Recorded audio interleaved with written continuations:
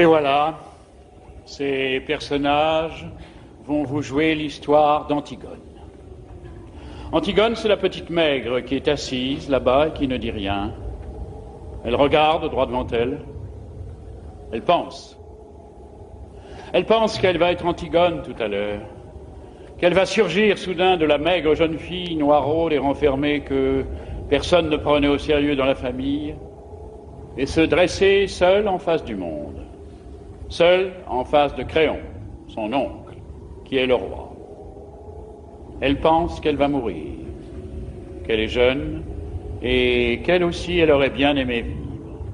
Mais il n'y a rien à faire, elle s'appelle Antigone, et il va falloir qu'elle joue son rôle jusqu'au bout. Et depuis que ce rideau s'est levé, elle sent qu'elle s'éloigne à une vitesse vertigineuse de sa sœur, Ismène, qui bavarde et rit avec un jeune homme. Elle sent qu'elle s'éloigne de nous aussi, qui sommes là, bien tranquilles à la regarder. De nous qui n'avons pas à mourir ce soir. Le jeune homme avec qui parle la blonde, la belle, l'heureuse Ismène, c'est Aimon, le fils de Créon. Il est le fiancé d'Antigone. Tout le portait vers Ismène. Son goût de la danse et des jeux, son goût du bonheur et de la réussite, sa sensualité aussi, car Ismène est bien plus belle qu'Antigone. Et puis un soir de bal, où il n'avait dansé qu'avec Ismène, un soir où Ismène avait été éblouissante dans sa nouvelle robe, il a été trouvé Antigone, qui rêvait dans un coin comme en ce moment, ses bras entourant ses genoux, et il lui a demandé d'être sa femme. Personne n'a jamais compris pourquoi. Antigone a levé sans étonnement ses yeux graves sur lui, et elle lui a dit oui, avec un petit sourire triste. L'orchestre attaquait une nouvelle danse. Ismène riait aux éclats là-bas, au milieu des autres garçons. Et voilà, maintenant lui, il allait être le mari d'Antigone. Il ne savait pas qu'il ne devait jamais exister de mari d'Antigone sur cette terre et que ce titre princier lui donnait seulement le droit de mourir.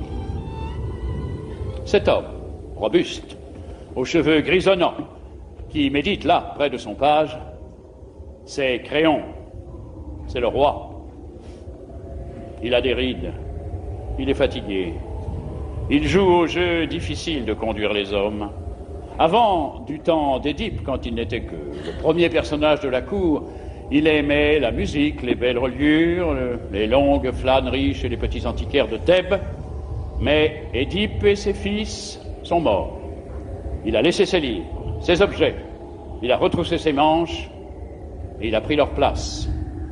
Alors quelquefois, le soir, il est fatigué. Il se demande s'il n'est pas vain de conduire les hommes, si ce n'est pas un office sordide qu'on doit laisser à d'autres, plus fruste. Et puis, au matin, des problèmes précis se posent qu'il faut résoudre, et il se lève, tranquille, comme un ouvrier au seuil de sa journée. Créon est seul avec son petit page, qui est trop petit, et qui ne peut rien non plus pour lui. Ce garçon là-bas au fond, qui rêve, adossé au mur, solitaire, c'est le messager. C'est lui qui viendra annoncer la mort d'Aimon tout à l'heure. C'est pour cela qu'il n'a pas envie de bavarder ni de se mêler aux autres. Il sait déjà. Enfin, ces trois hommes qui jouent, ce sont les gardes. Ce ne sont pas de mauvais bougres, ils ont des femmes, des enfants et des petits ennuis comme tout le monde. Mais ils vous emploieront les accusés le plus tranquillement du monde tout à l'heure. Ils sont dépourvus de toute imagination. Ce sont les auxiliaires, toujours innocents et toujours satisfaits d'eux-mêmes, de la justice, pour le moment, jusqu'à ce qu'un nouveau chef de Thèbes, dûment mandaté, leur ordonne de l'arrêter à son tour. Ce sont les auxiliaires de la justice de Créon. Et maintenant que vous les connaissez tous, Ils vont pouvoir vous jouer leur histoire.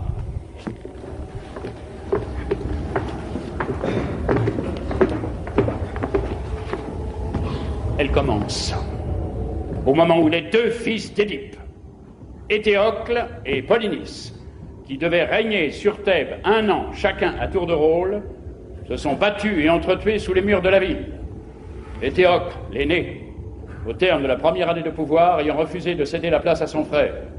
7 grands princes étrangers que Polynice avait gagnés à sa cause ont été défaits devant les 7 portes de Thèbes. Maintenant, la ville est sauvée. Les 2 frères ennemis sont morts. Et Créon, le roi, a ordonné qu'à Éthéocle, le bon frère, il serait fait d'imposantes funérailles, mais que Polynice, le vaurien, le révolté, le voyou, serait laissé sans pleurs et sans sépulture, la proie des corbeaux et des chacals. Quiconque osera lui rendre les devoirs funèbres sera impitoyablement puni de mort.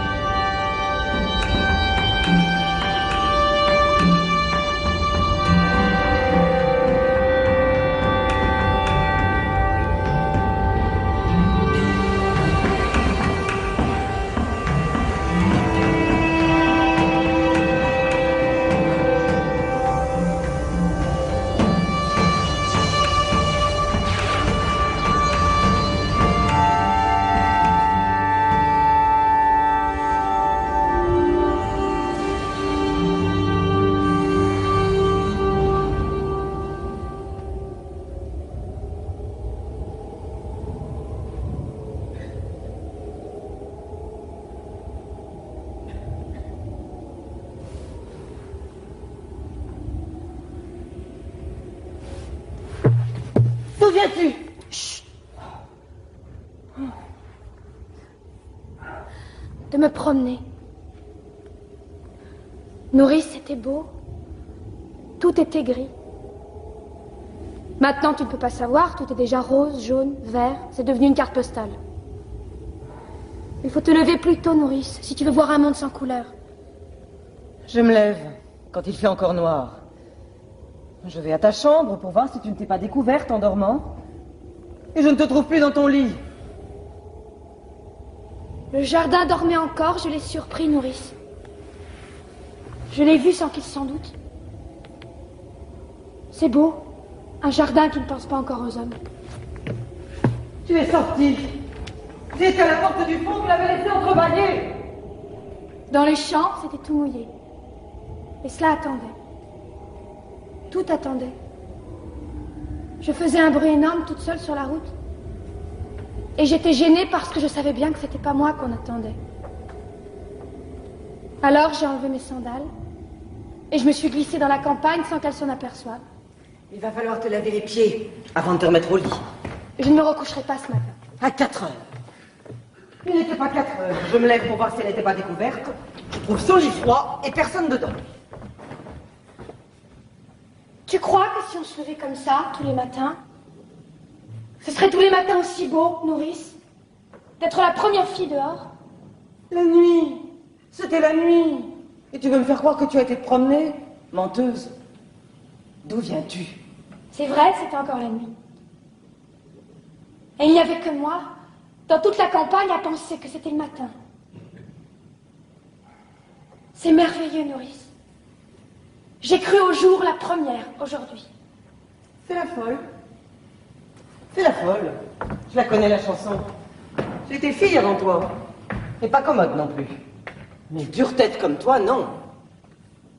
D'où viens-tu, mauvaise? Non, pas mauvaise. Tu avais un rendez-vous, hein?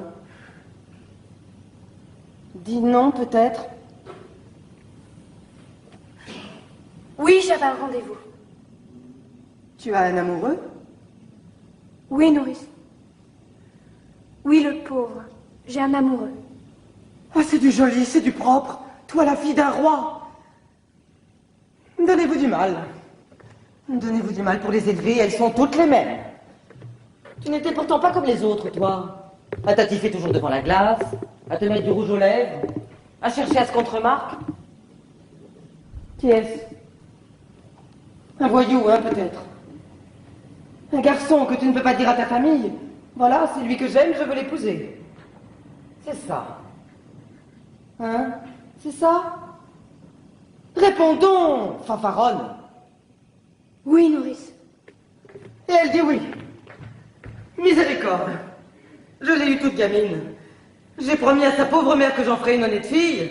Et voilà. Oh, mais ça ne va pas se passer comme ça, ma petite. Je ne suis que ta nourrice. Et tu me traites comme une vieille bête, bon.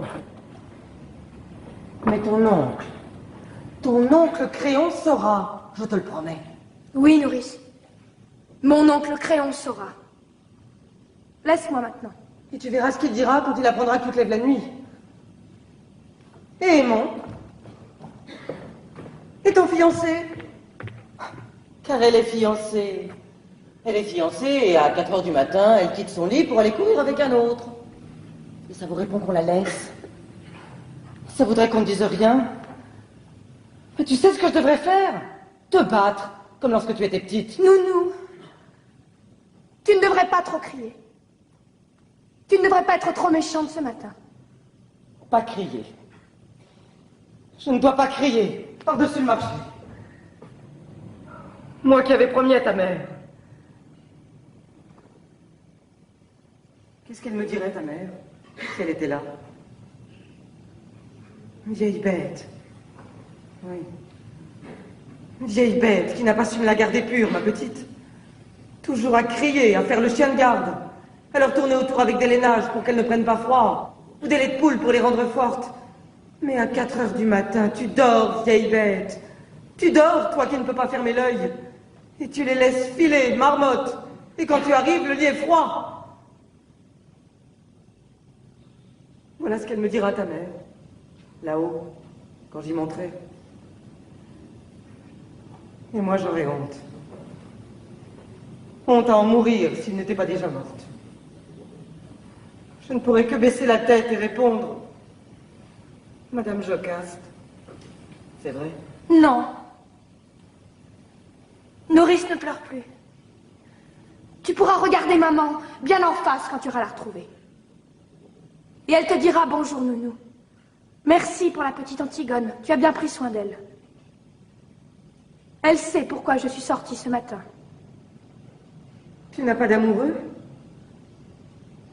Non, nounou. Tu te moques de moi alors? Oh, tu vois, je suis trop vieille. Tu étais ma préférée, malgré ton sale caractère. Ta sœur était plus douce. Je croyais que c'était toi qui m'aimais. Si tu m'aimais, tu m'aurais dit la vérité. Pourquoi ton lit était-il froid quand je suis venue te border? Nounou, je suis pure.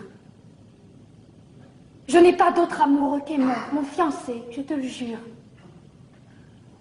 Je peux même te jurer, si tu veux,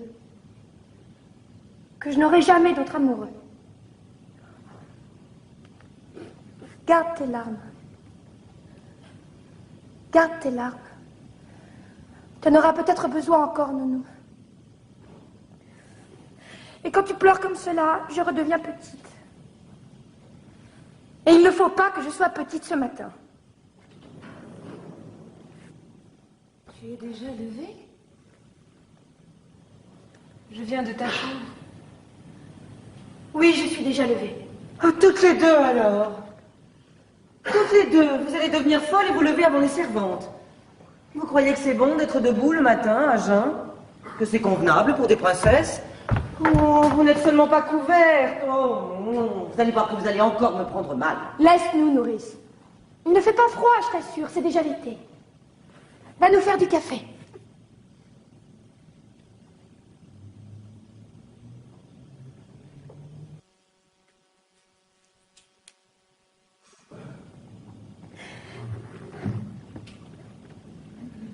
Je voudrais bien un peu de café, s'il te plaît, Nounou.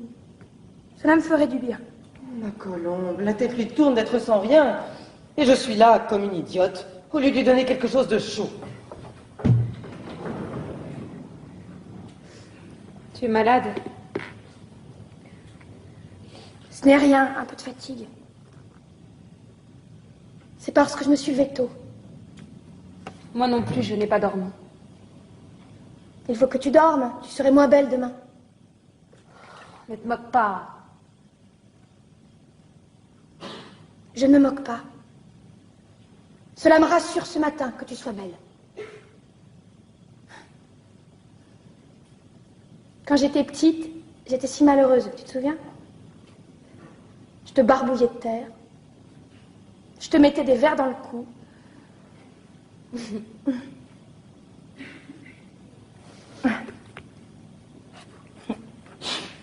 Une fois, j'étais attachée à un arbre et je t'ai coupé tes cheveux. Tes beaux cheveux. Comme cela doit être facile de ne pas penser de bêtises, avec toutes ces belles mèches lisses et bien ordonnées autour de la tête. Pourquoi parlais-tu d'autre chose? Je ne parle pas d'autre chose. Tu sais, j'ai bien pensé, Antigone. Oui? J'ai bien pensé toute la nuit. Tu es folle. Oui. Nous ne pouvons pas. Pourquoi? Il nous ferait mourir. Bien sûr! À chacun son rôle. Lui, il doit nous faire mourir. Et nous, nous devons aller enterrer notre frère. C'est comme cela que ça a été distribué. Qu'est-ce que tu veux que nous y fassions? Je ne veux pas mourir. Moi aussi. J'aurais bien voulu ne pas mourir. Écoute. J'ai bien réfléchi toute la nuit. Je suis l'aînée, je réfléchis plus que toi. Il y a des fois, il ne faut pas trop réfléchir. Si, Antigone.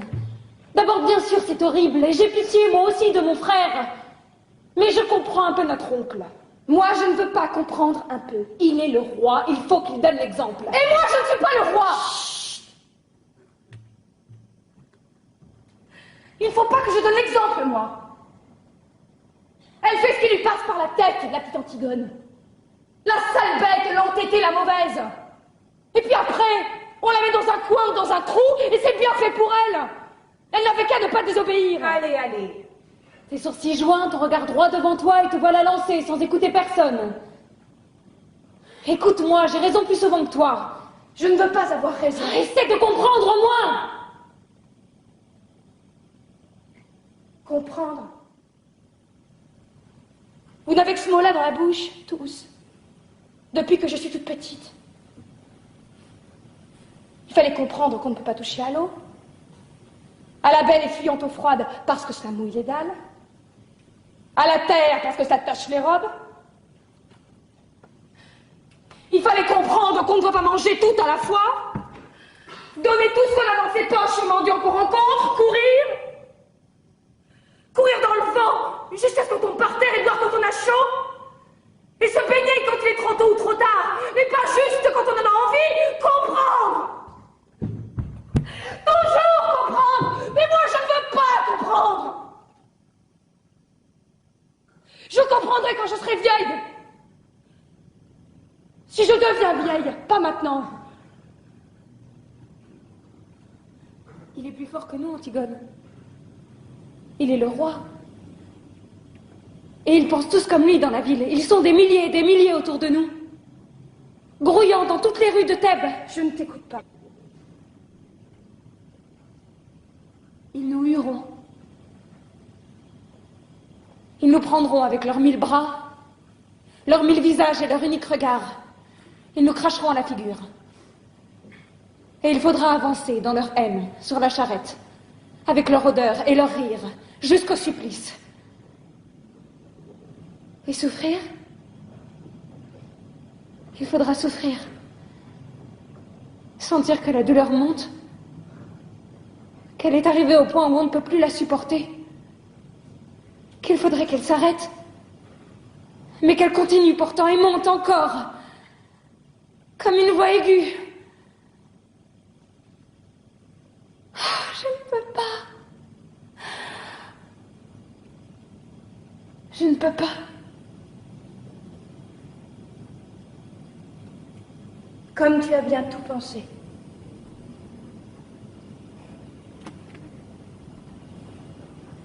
Toute la nuit.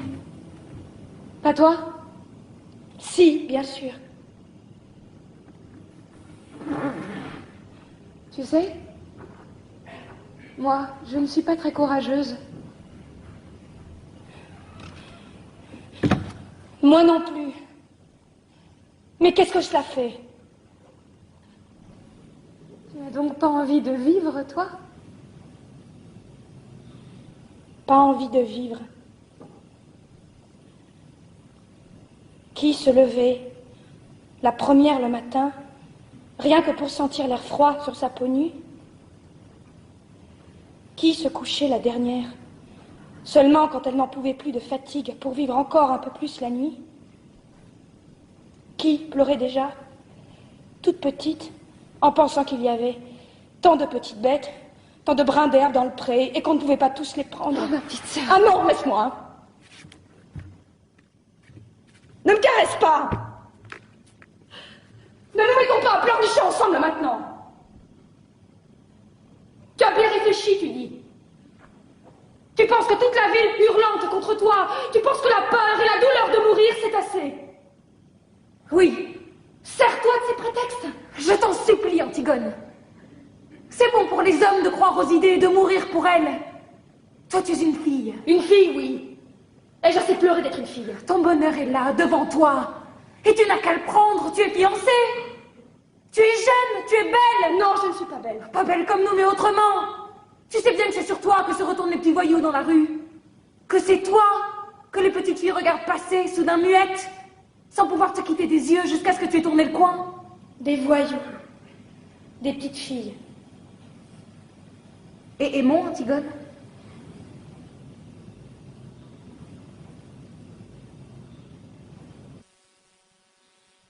Je parlerai tout à l'heure à Aimon. Aimon sera tout à l'heure une affaire réglée. Tu es folle. Tu m'as toujours dit que j'étais folle. Pour tout, depuis toujours.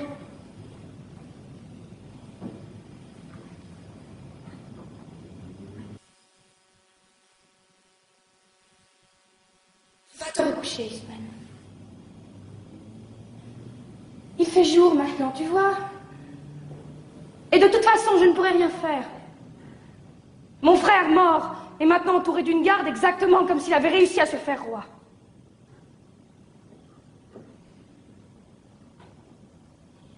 Va te recoucher. Tu es toute pâle de fatigue, et toi?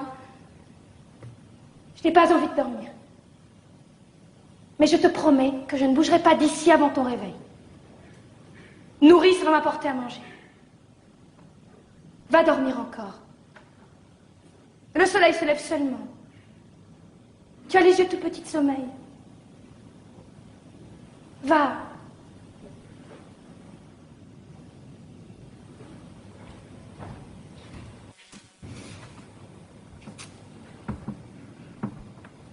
Je te convaincrai, n'est-ce pas? Je te convaincrai, tu me laisseras te parler encore. Je te laisserai me parler encore, oui. Je vous laisserai tous me parler. Va dormir maintenant, je t'en prie.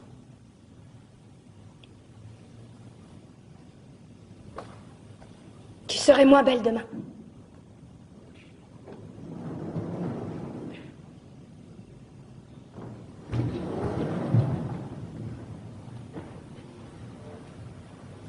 Pauvre Ismène. Tiens, te voilà un bon café, des tartines, mon pigeon. Mange. Je n'ai pas très faim, nourrice. Je te les ai grillés moi-même. Et beurrés comme tu les aimes. Tu es gentille, Nounou. Je vais seulement boire un peu. Où as-tu mal?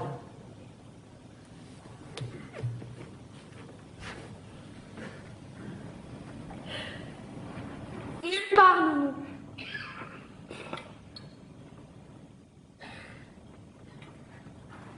Mais fais-moi tout de même bien chaud. Comme lorsque j'étais malade.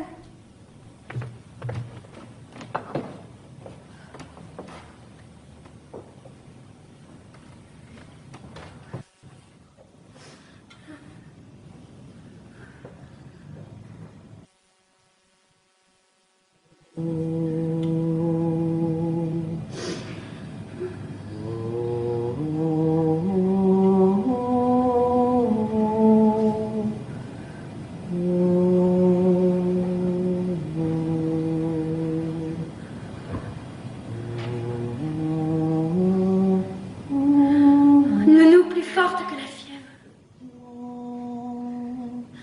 Nounou plus forte que le cauchemar.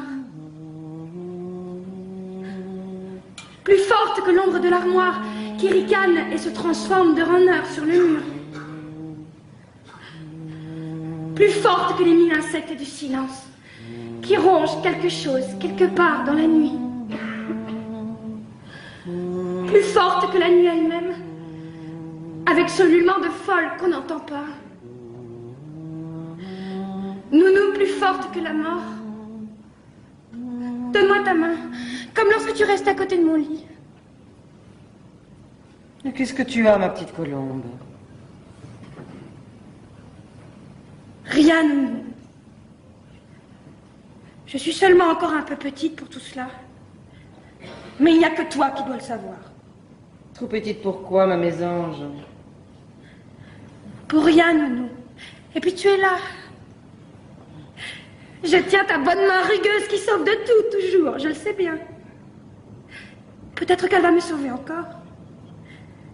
Tu es si puissante, Nounou. Mais qu'est-ce que tu veux que je fasse, ma tourterelle? Rien, Nounou. Seulement ta main, comme ça, là, sur ma joue.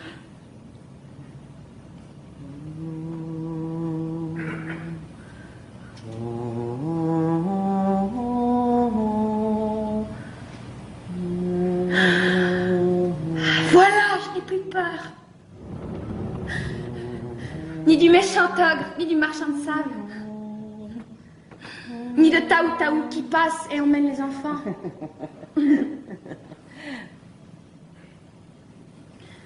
Mais voilà, Aimon. Laisse-nous nourrir.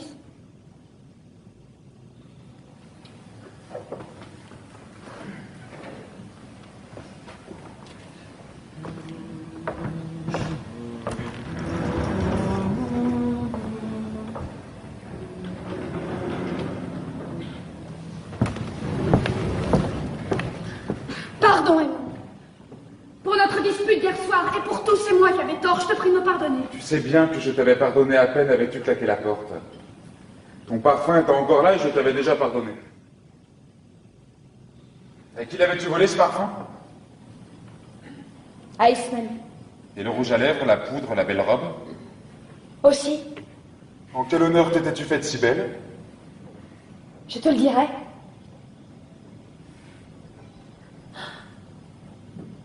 Oh mon chéri, comme j'ai été bête. Tout un soir gaspillé. Un beau soir. Nous aurons d'autres soirs, Antigone. Peut-être pas. Et d'autres disputes aussi. C'est plein de disputes, un bonheur. Un bonheur, oui. Écoute, Aimon. Oui, Ne ris pas, ce matin, sois grave. je suis grave. Et serre-moi. Plus fort que tu m'as jamais serré. Que toute ta force s'imprime dans moi. Là, de toute ma force. C'est bon. Écoute, Aimon. Oui. Je voulais te dire ce matin. Le petit garçon que nous aurions eu tous les deux. Oui. Tu sais, je l'aurais bien défendu contre tout. Oui, Antigone. Je l'aurais serré si fort qu'il n'aurait jamais eu peur, je te le jure. Ni du soir qui vient, ni de l'angoisse du plein soleil immobile, ni des ombres. Notre petit garçon aimé. Il aurait eu une maman toute petite et mal peignée, mais plus sûre que toutes les vraies mères du monde, avec leur vraie poitrine et leur grand tablier. Tu le crois, n'est-ce pas, toi? Oui, mon amour.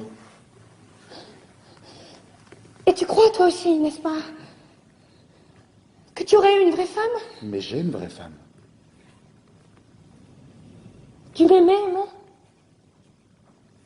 Tu m'aimais? Tu en es bien sûr ce soir-là?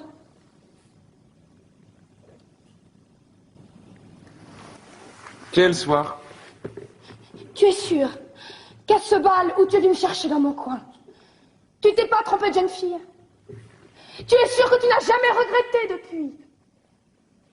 Jamais pensé, tout au fond de toi, même une fois, que tu aurais plutôt dû demander Ismène? Idiote! Tu m'aimes, n'est-ce pas? Tu m'aimes comme une femme? Tes bras qui me serrent ne mentent pas?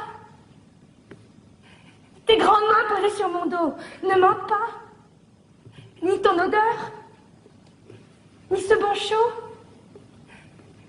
Ni cette grande confiance qui m'inonde quand j'ai la tête au creux de ton cou? Oui, Antigone, je t'aime comme une femme. Mais je suis noire et maigre, Ismène est rose et dorée comme un fruit. Antigone.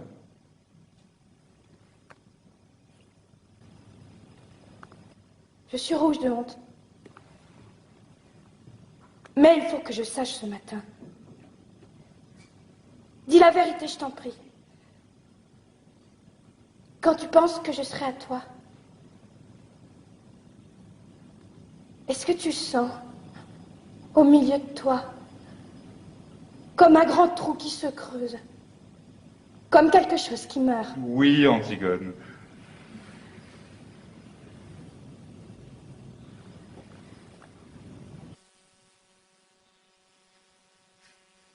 Moi, je sens comme cela.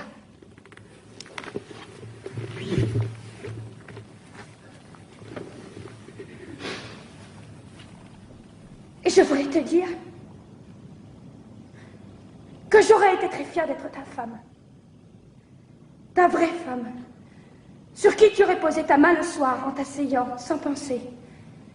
Comme sur une chose bien à toi. Voilà. Maintenant, je vais te dire encore 2 choses.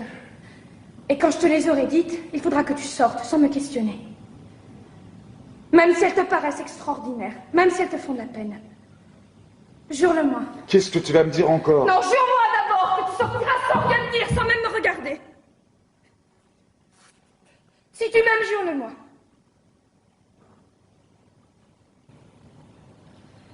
Tu vois comme je te le demande. Jure-le-moi, s'il te plaît, non.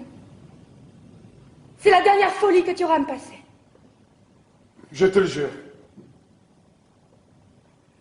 Merci. Alors voilà. Hier d'abord. Tu me demandais tout à l'heure pourquoi j'étais venue avec une robe d'Ismène, ce parfum, ce rouge à lèvres. J'étais bête. Je n'étais pas très sûre que tu me désires vraiment. Et j'avais fait tout cela pour être un peu plus comme les autres filles. Pour te donner envie de moi. C'était pour cela? Oui. Et tu as ri. Et nous nous sommes disputés. Et mon mauvais caractère a été le plus fort, je me suis sauvée.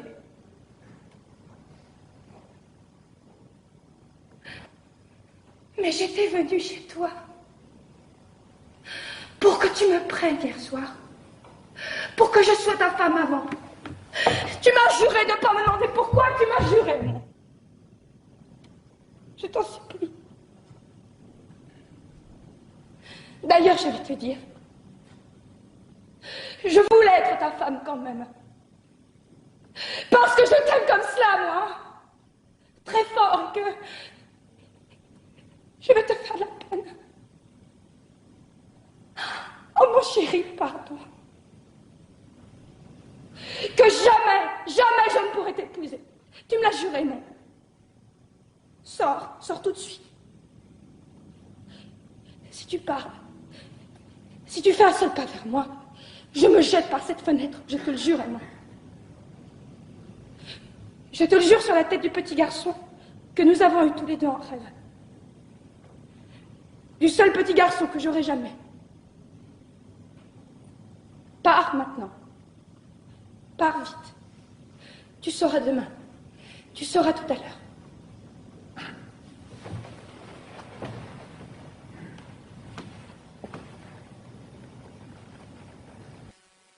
Pars, s'il te plaît, mon. C'est tout ce que tu peux faire encore pour moi, si tu m'aimes.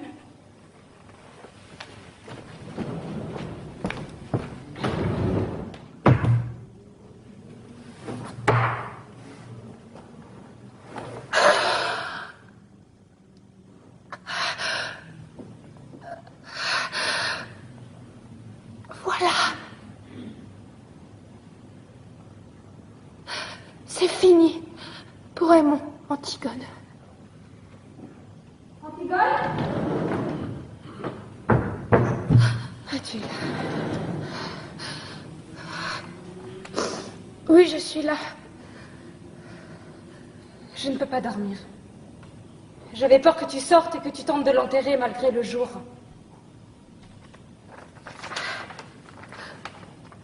Antigone, ma petite sœur, nous sommes tous là, autour de toi. Aimons-nous, nous et moi. Nous t'aimons et nous sommes vivants, nous. Nous avons besoin de toi. Polynice est mort et il ne t'aimait pas. Il a toujours été un étranger pour nous. Un mauvais frère. Oublie-le, Antigone, comme il nous avait oubliés. Laisse son ombre dure errer éternellement sans sépulture, puisque c'est la loi de Créon. Ne tente pas ce qui est au-dessus de tes forces. Tu braves tout, toujours. Mais tu es toute petite, Antigone. N'y va pas cette nuit. Reste avec nous. Je t'en supplie.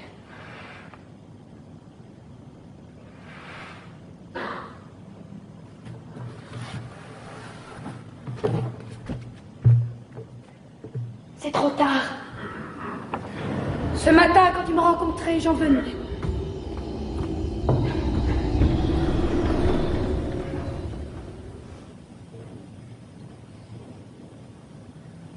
Antigone.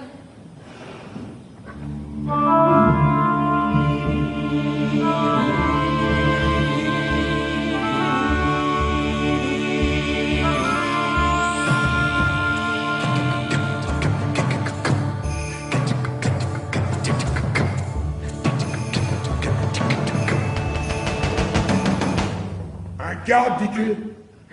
Un de ceux qui gardent le cadavre? Fais-le entrer.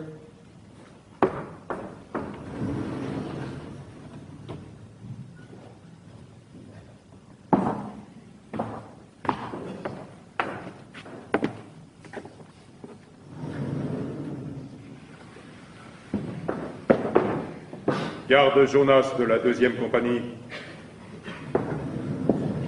Qu'est-ce que tu veux? Voilà, chef. On a tiré au sort pour savoir celui qui viendrait et le sort est tombé sur moi. Alors voilà, chef, je suis venu parce qu'on a pensé qu'il valait mieux qu'il n'y en ait qu'un qui explique. Et puis parce qu'on ne pouvait pas abandonner le poste tous les trois. Qu'as-tu à me dire? Eh bien voilà, chef. Le cadavre. On a veillé pourtant. On avait la relève de 2 heures, la plus dure. Vous savez ce que c'est au moment où la nuit va finir, ce plomb entre les yeux, la nuque qui tire, et puis toutes ces ombres qui bougent et le brouillard du petit matin qui se lève. Ah oui, ils ont bien choisi leur heure. On était là, on parlait, on battait la semelle. On ne dormait pas, chef. Ça, on peut vous le jurer tous les trois qu'on ne dormait pas. D'ailleurs, avec le froid qu'il faisait, tout d'un coup, moi, je regarde le cadavre. On était à 2 pas, mais moi, je le regardais tout de même, de temps en temps. Je suis comme ça, moi, chef. Je suis méticuleux. C'est pour ça que mes supérieurs, ils disent avec Jonas... C'est moi qui l'ai vu le premier, chef. Les autres vous le diront, c'est moi qui ai donné l'alarme le premier. L'alarme? Pourquoi? Le cadavre, chef. Quelqu'un l'avait recouvert. Oh, pas grand-chose, il n'avait pas eu le temps avec nous à côté, seulement un peu de terre. Mais suffisamment tout de même pour le cacher au retour. Tu es sûr que ce n'est pas une bête? En grattant? Non, chef, on a d'abord espéré ça nous aussi, mais la terre était jetée sur lui selon les rites. C'est quelqu'un qui savait ce qu'il faisait. Qui a osé? Qui a été assez fou pour braver ma loi? As-tu relevé des traces? Rien. Rien qu'un pas plus léger qu'un passage d'oiseau. Après, en cherchant mieux, on a trouvé plus loin une pelle. Une petite pelle d'enfant, toute vieille, toute rouillée. On a pensé que ça ne pouvait pas être un enfant qui avait fait le coup. Un enfant? L'opposition. Brisée qui sourd et mine déjà partout. Les amis de Polynice avec leur or bloqué dans terre. Les chefs de la plèbe, soudainement alliés au prince. Et les prêtres, essayant de pêcher quelque chose au milieu de tout cela. Un enfant. Ils ont dû penser que ce serait plus touchant. Je le vois d'ici, leur enfant, avec sa gueule de tueur à pointer. Et la petite pelle soigneusement enveloppée dans du papier sous sa veste. Ah, à moins qu'il n'ait dressé un vrai enfant, avec des phrases. Une innocence inestimable pour le parti. Un vrai petit garçon pâle, qui crachera devant mes fusils.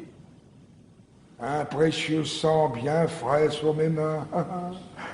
Double aubaine. Mais ils ont des complices. Et dans ma garde, peut-être. À qui avez-vous déjà parlé de cette affaire? À personne, chef. On a tout de suite tiré au sort et je suis venu. Alors écoute bien. Votre garde est doublée. Renvoyez la relève. Voilà l'ordre. Je ne veux que vous près du cadavre. Et pas un mot. Vous êtes tous coupables d'une négligence. Vous serez punis, de toute façon. Mais si tu parles, si le bruit court dans la ville qu'on a recouvert le cadavre de Polynice, alors vous mourrez. Tous les trois. On n'a pas parlé, chef, je vous le jure. Mais moi, j'étais ici. Et peut-être que les autres, ils l'ont déjà dit à la relève. Chef, j'ai 2 enfants. Il y en a un qui est tout petit. Vous témoignerez pour moi que j'étais ici, chef, devant le conseil de guerre.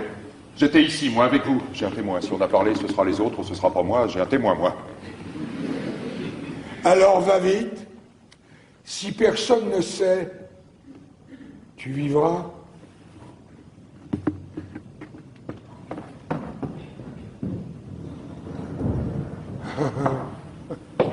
Un enfant.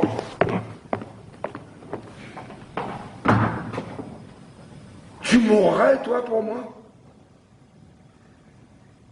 Tu crois que tu irais avec ta petite pelle? Ah, bien sûr. Tu irais tout de suite, toi aussi.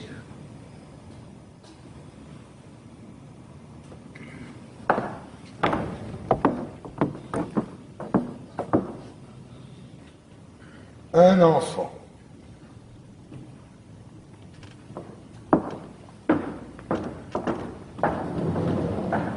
Et voilà. Maintenant, le ressort est bandé. Cela n'a plus qu'à se dérouler tout seul. C'est cela qui est commode dans la tragédie. On donne le petit coup de pouce pour que cela démarre. Rien. Un regard pendant une seconde à une fille qui passe et lève les bras dans la rue. Une envie d'honneur, un beau matin, comme de quelque chose qui se mange. Une question de trop que l'on se pose un soir, et c'est tout. Et après, on n'a plus qu'à laisser faire. Ça roule tout seul. C'est minutieux, bien huilé, depuis toujours. La mort, la trahison, le désespoir sont là, tout près. Et les éclats, et les orages, et les silences. Tous les silences. Le silence quand le bras du bourreau se lève à la fin. Le silence au commencement, quand les 2 amants sont nus l'un en face de l'autre pour la première fois, sans oser bouger tout de suite dans la chambre sombre. Le silence quand les cris de la foule éclatent autour du vainqueur. Et c'est comme un film dont le son s'est enrayé, toutes ces bouches ouvertes dont il ne sort rien. Toute cette clameur qui n'est qu'une image. Et le vainqueur, déjà vaincu, seul, au milieu de son silence.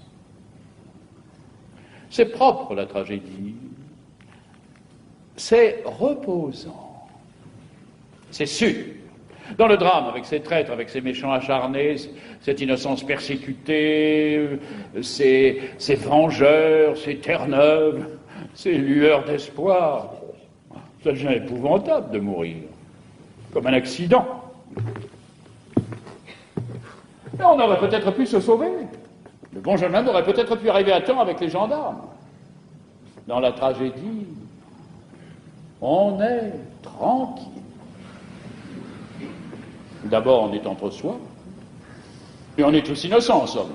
Ce n'est pas parce qu'il y en a un qui tue et l'autre qui est tué, c'est une question de distribution. Et puis surtout, c'est reposant la tragédie, parce qu'on sait qu'il n'y a plus d'espoir, le sale espoir, qu'on est pris, qu'on est enfin pris comme un rat, avec tout le ciel sur son dos, on n'a plus qu'à crier, pas à gémir, pas à se plaindre, non, à gueuler à pleine voix ce qu'on avait à dire, qu'on n'avait jamais dit et qu'on ne savait peut-être même pas encore. Et pour rien, pour se le dire à soi, pour l'apprendre soi. Dans le drame, on se débat parce qu'on espère en sortir, c'est ignoble, c'est utilitaire. Là, c'est gratuit. C'est pour les rois. Il n'y a plus rien à tenter. Enfin. Alors voilà, cela commence. La petite Antigone est prise. La petite Antigone va pouvoir être elle-même pour la première fois. Allez, allez, pas d'histoire. Je vous expliquerai devant le chef. Moi, je ne connais que la consigne. Ce que vous aviez à faire là, je ne peux pas le savoir. Tout le monde a des excuses. Tout le monde a quelque chose à objecter. S'il fallait écouter les gens, s'il fallait essayer de comprendre, hein, on serait pas en train. Allez, allez, tenez-la vous autres. Et pas d'histoire. Moi, ce qu'elle a à dire, je ne peux pas le savoir. Dis-leur de me lâcher avec leurs sales mains, ils me font mal. Leurs sales mains. Vous pourriez être poli, mademoiselle. Moi, je suis poli. Dis-leur de me lâcher. Je suis la fille d'Édipe, je suis Antigone, je ne me sauverai pas. La fille d'Édipe. Oui. Les putains qu'on ramasse à la garde de nuit, elles disent aussi de se méfier. Quels sont la bonne amie du préfet de police? Je veux bien mourir, mais pas qu'il me touche. Et les cadavres, dis. Et la terre. Ça ne te fait pas peur à toucher? Tu dis leurs sales mains? Regarde un peu les tiennes.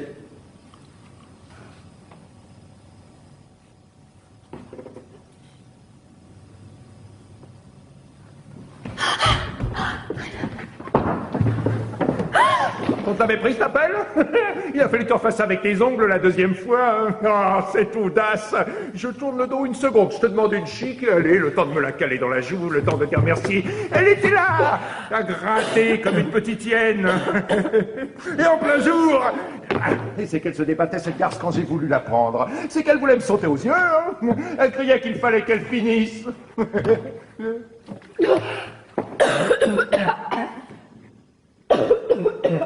C'est une folle, oui.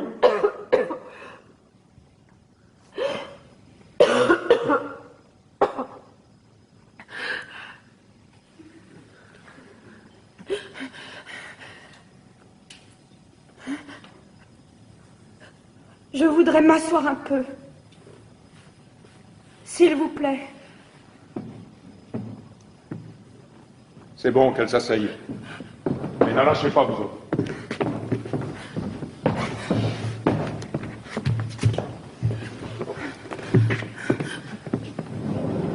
Garde à vous.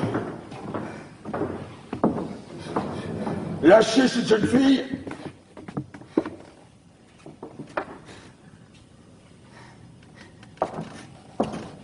Qu'est-ce que c'est? C'est le piquet de garde, chef. On est venu avec les camarades. Qui garde le corps? On a appelé la relève, chef. Je t'avais dit de la renvoyer. Je t'avais dit de ne rien dire. On n'a rien dit, chef. Mais comme on a arrêté celle-là, on a pensé qu'il fallait qu'on vienne. Et cette fois, on n'a pas tiré au sort. On est venus tous les trois. Imbécile.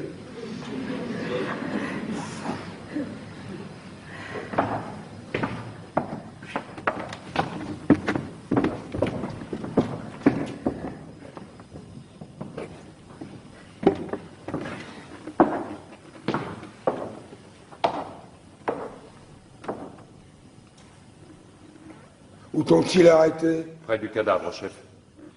Qu'allais-tu faire près du cadavre de ton frère? Tu savais que j'avais interdit de l'approcher? Ce qu'elle faisait, chef, c'est pour ça qu'on vous l'amène. Elle grattait la terre avec ses mains. Elle était en train de le recouvrir, encore une fois. Sais-tu bien ce que t'es en train de dire, toi? Chef, vous pouvez demander aux autres.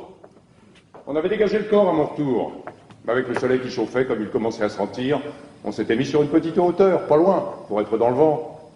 On se disait qu'en plein jour, on ne risquait rien. Pourtant, pour être plus sûr, on avait décidé qu'il y en aurait toujours un de nous trois qui le regarderait. Mais à midi, en plein soleil, et puis avec l'odeur qui montait depuis que le vent était tombé, c'était comme un coup de massue. J'avais beau écarquiller les yeux, ça tremblait comme de la gélatine. Je voyais plus. J'ai au camarade lui demandé une chic pour passer ça. Le temps que je me la cale à la joue, chef. Le temps que je lui dise merci, je me retourne, elle était là à gratter avec ses mains. En plein jour.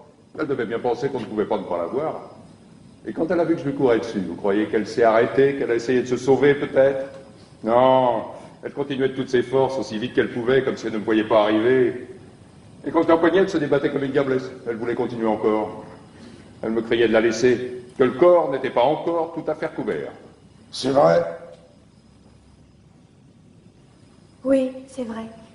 On a découvert le corps comme de juste, et on a passé la relève sans parler de rien. Et on est venu vous l'amener, chef. Voilà.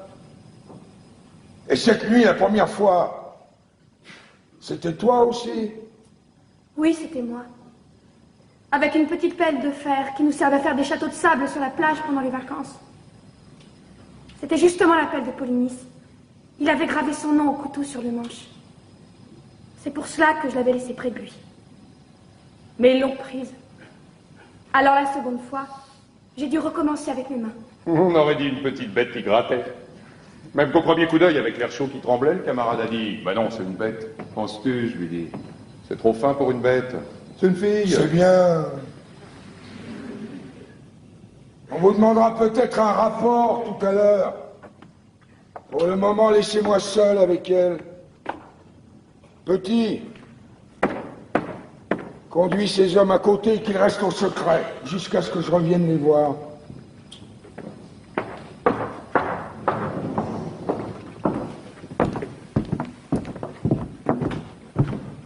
Faut-il lui mettre les menottes, chef? Non.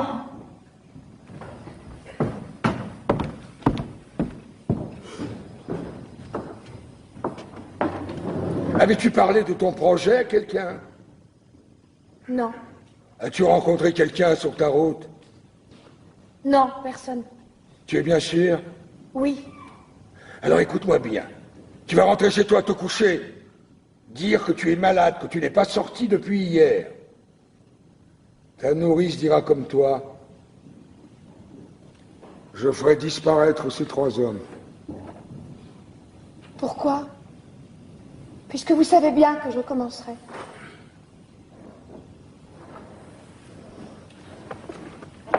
Pourquoi tu tentais d'enterrer ton frère? Je le devais. Je l'avais interdit! Je le devais tout de même. Ceux qu'on n'enterre pas errent éternellement, sans jamais trouver de repos. Si mon frère vivant était rentré harassé d'une longue chasse, je lui aurais enlevé ses chaussures, je lui aurais fait à manger. Je lui aurais préparé son lit. Polynice, aujourd'hui, a achevé sa chasse. Il rentre à la maison, où mon père et ma mère et Théocle aussi l'attendent. Il a droit au repos. C'était un révolté, un traître. Tu le savais? C'était mon frère. Tu l'as entendu proclamer les dieux au carrefour. Tu avais lu l'affiche sur tous les murs de la ville.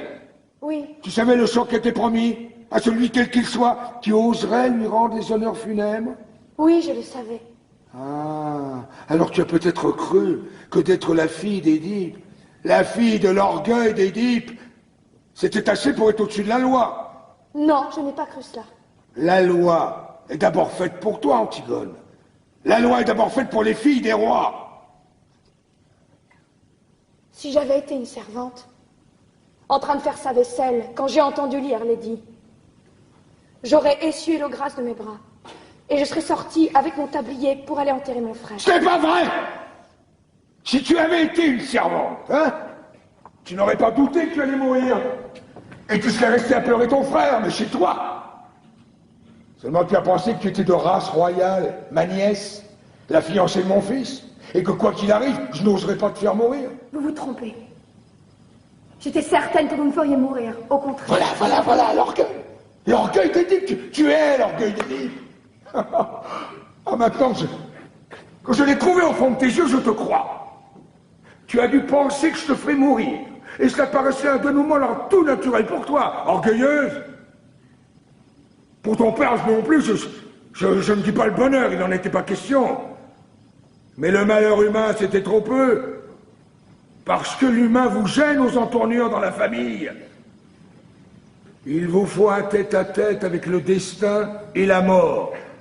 Et tuer votre père, et coucher avec votre mère, et apprendre tout cela après mot par mot. Ah, quel breuvage, hein, les mots qui vous condamnent. Et comme on les boit goulûment, lorsqu'on s'appelle Édipe ou Antigone. Et le plus simple après, hein, c'est encore de se crever les yeux, et d'aller mendier avec ses enfants sur les routes. Eh bien non! Ces temps sont révolus pour Thèbes. Thèbes a droit maintenant à un prince, sans histoire. Moi, je m'appelle seulement Créon. Dieu merci. J'ai mes deux pieds par terre, mes deux mains enfoncées dans mes poches. Et puisque je suis roi, j'ai résolu, avec moins d'ambition que ton père, de m'employer tout simplement à rendre l'ordre de ce monde un peu moins absurde, si c'est possible. Ce n'est même pas une aventure, c'est un métier. Un métier pour tous les jours. C'est pas toujours drôle, comme tous les métiers. Mais puisque je suis là, hein, je suis là pour le faire. Alors je vais le faire. Écoute-moi bien, tu es Antigone, tu es la fille d'Édipe, soit. Mais tu as 20 ans.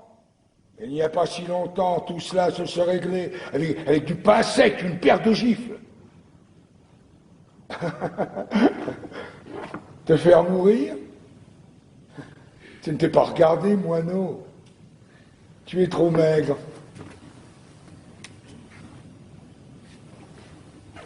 Tu vas rentrer chez toi tout de suite, faire ce que je t'ai dit.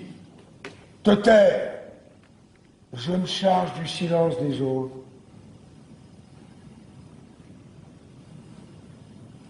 Allez, va!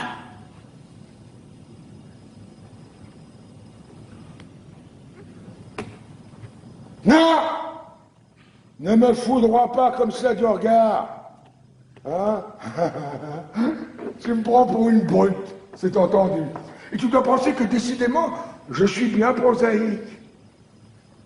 Ah. Mais je t'aime. Je t'aime bien tout de même, hein? Malgré ton sale caractère. N'oublie pas que c'est moi qui t'ai fait cadeau de ta première poupée. Hein, il n'y a pas si longtemps. Antigone, c'est par cette porte qu'on regagne ta chambre. Où t'en vas-tu par là? Vous le savez bien. Quel jeu joues-tu? Je ne joue pas. Je ne comprends donc pas que si quelqu'un d'autre que ces trois brutes sait tout à l'heure ce que tu as tenté de faire, moi, je serais obligé de te faire mourir. Mais si tu te tais maintenant, si tu renonces à cette folie, j'ai une chance de te sauver, mais je ne l'aurai plus dans 5 minutes. Il faut que j'aille enterrer mon frère, que ces hommes ont découvert. Tu irais refaire ce geste absurde? Mais il y a une autre garde autour du corps de Polynice, et même si tu parviens à le recouvrir encore, on dégagera son cadavre, tu le sais bien. Que peux-tu donc sinon t'ensanglanter encore les ongles? Te faire prendre? Rien d'autre que cela, je le sais. Mais cela, du moins, je peux. Et il faut faire ce que l'on peut. Tu y crois donc vraiment, toi, cet enterrement dans les règles, à cette ombre de ton frère condamné à errer toujours, si on ne jette pas sur le cadavre un petit peu de terre avec la formule du prêtre? Tu l'auras déjà entendu, toi, la réciter au prêtre de Thèbes, la formule? Tu as vu ces pauvres têtes d'employés fatigués, écourtant les gestes, avalant les mots, bâclant ce mort pour en prendre un autre avant le repas de midi? Oui, je les ai vus. Et tu n'as jamais pensé alors que si c'était un être que tu aimais vraiment, qui était là, couché, dans cette boîte, tu te mettrais à hurler tout d'un coup, alors crier de se taire, de s'en aller? Si, je l'ai pensé. Et tu risques la mort maintenant parce que j'ai refusé à ton frère ce passeport dérisoire, ce bredouillage en série sur sa dépouille, cette pantomime dont tu aurais été la première à avoir honte et mal si on l'avait joué. C'est absurde. Oui, c'est absurde. Ah, pourquoi fais-tu ce geste alors? Pour les autres? Pour ceux qui y croient? Ou pour les dresser contre moi? Non. Ni pour les autres, ni pour ton frère. Pour qui alors? Pour personne. Pour moi. Ah, tu as donc tellement envie de mourir. C'est vrai. Tu as l'air d'un petit gibier pris. Ne vous attendrissez pas trop sur moi. Faites comme moi, faites ce que vous avez à faire. Mais si vous êtes un être humain, faites-le vite. Voilà tout ce que je vous demande. Je n'aurai pas du courage éternellement, c'est vrai.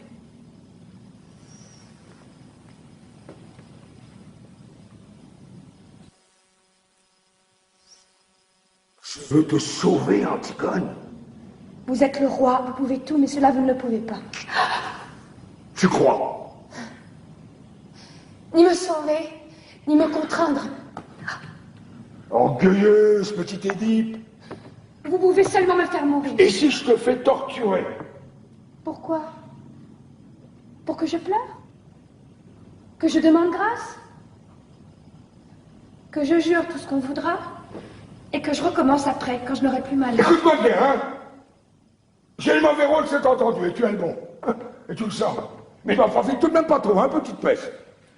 Parce que si j'étais une bonne brute, ordinaire de tyran, il y a déjà longtemps qu'on t'aurait arraché la langue, tiré les membres au tenaille, jeté dans un trou.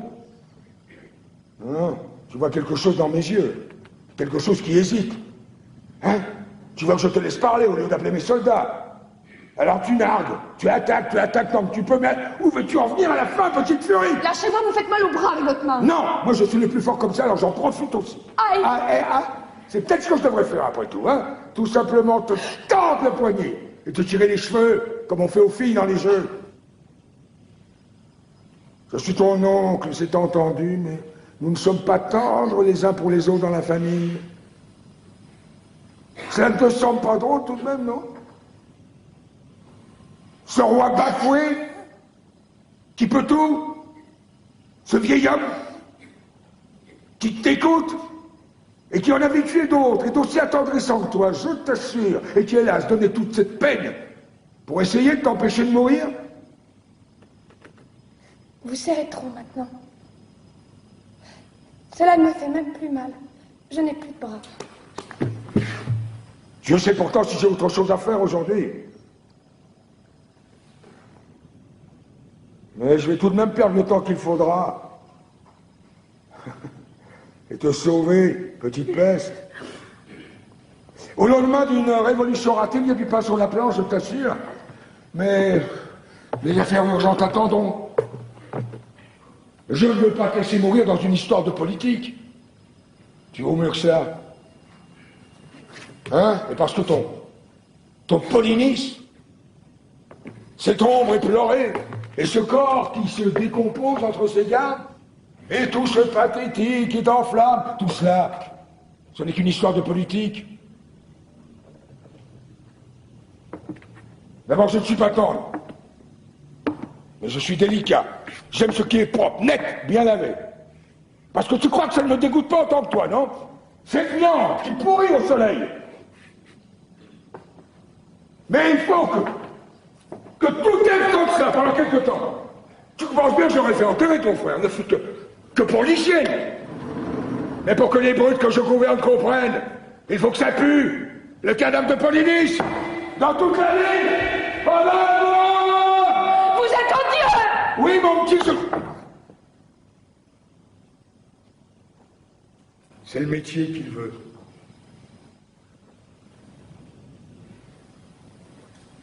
Ce qu'on peut discuter, c'est s'il faut le faire ou ne pas le faire. Mais si on le fait, il faut le faire comme ça.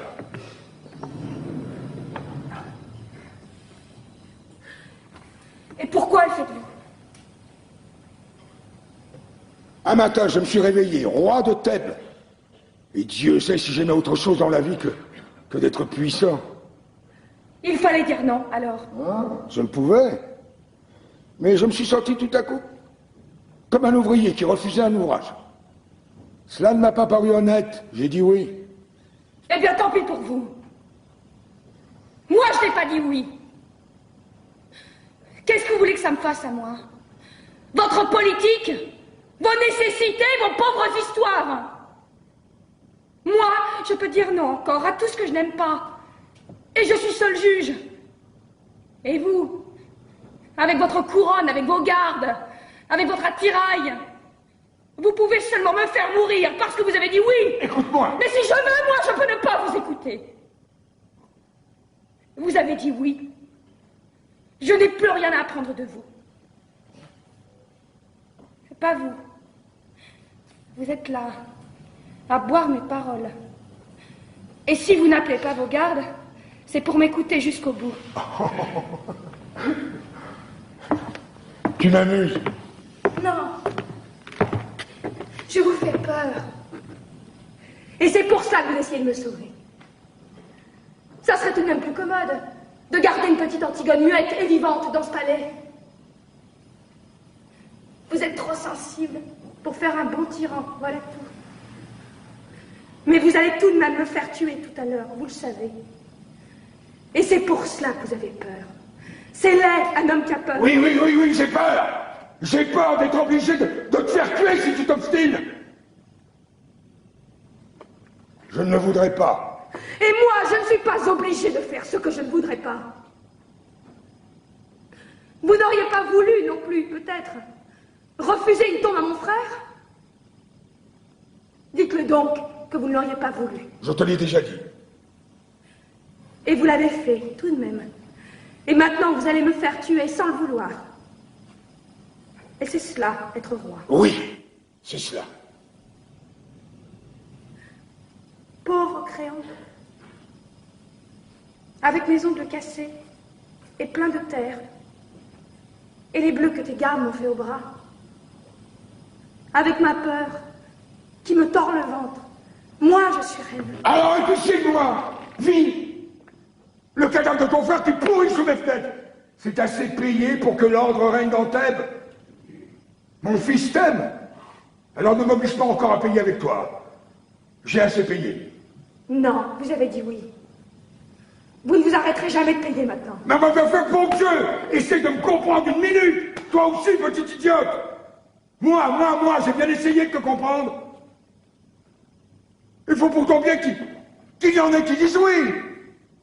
Il faut pourtant bien qu'il y en ait qui mènent la barque. Parce que ça prend l'eau. Ça prend l'eau de toutes parts.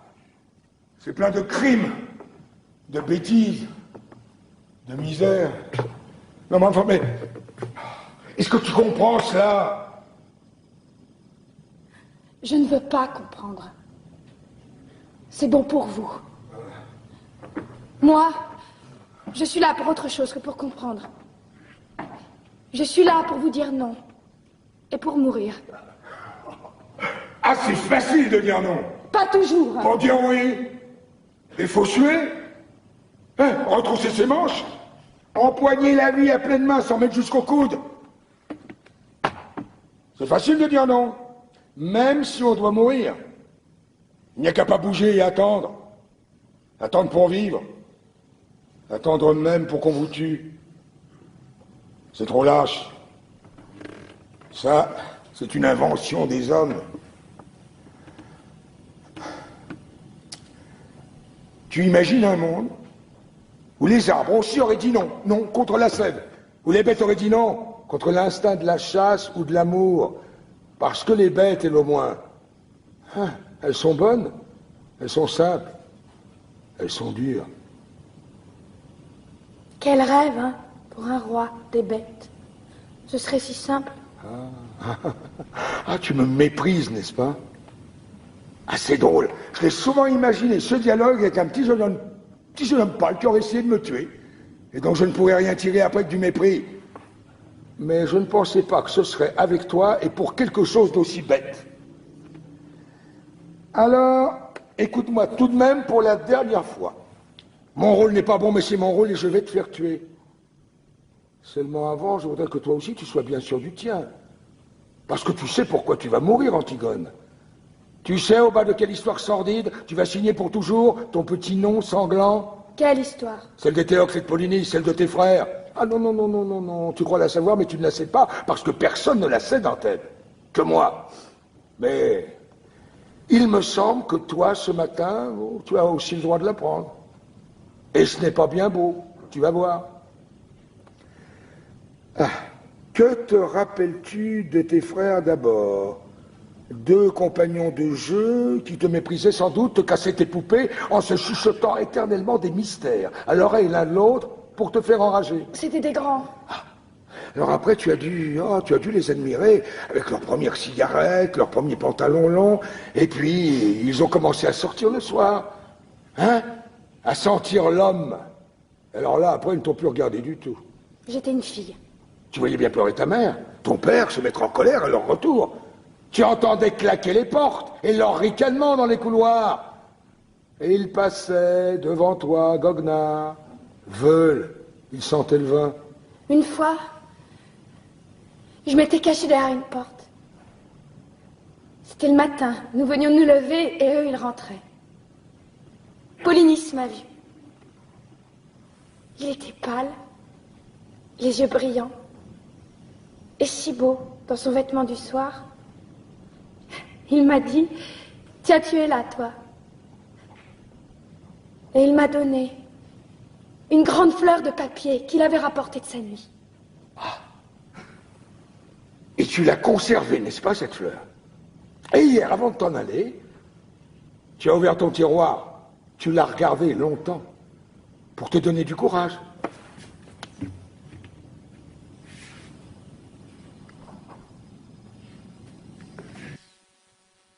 Qui vous a dit ça? Pauvre Antigone avec ta fleur de cotillon. Sais-tu qui était ton frère? Je savais que vous me diriez du mal de lui, en tout cas. Un petit fêtard imbécile, un petit carnassier dur, sans âme, une petite brute, juste bonne à aller plus vite que les autres avec ses voitures, à dépenser plus d'argent dans les bars. Tiens, une fois, j'étais là, ton père venait de lui refuser une grosse somme d'argent qu'il avait perdu au jeu. Il est devenu tout pâle. Il a levé son poing en criant un mot ignoble. C'est pas vrai. Son poing de brûle, t'as tout volé dans le visage de ton père. C'était pitoyable. Ton père était assis à sa table, la tête dans ses mains. Il saignait. Il saignait du nez et il pleurait. Et dans un coin du bureau, Polynice ricanant qui allumait une cigarette. C'est pas vrai.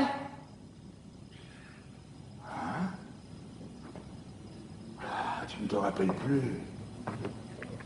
Tu avais 12 ans. Vous ne l'avez pas revu pendant longtemps après. C'est vrai ça? Oui, c'est vrai. C'était après cette dispute. Ton père n'a pas voulu le faire juger. Alors il s'est engagé dans l'armée argienne.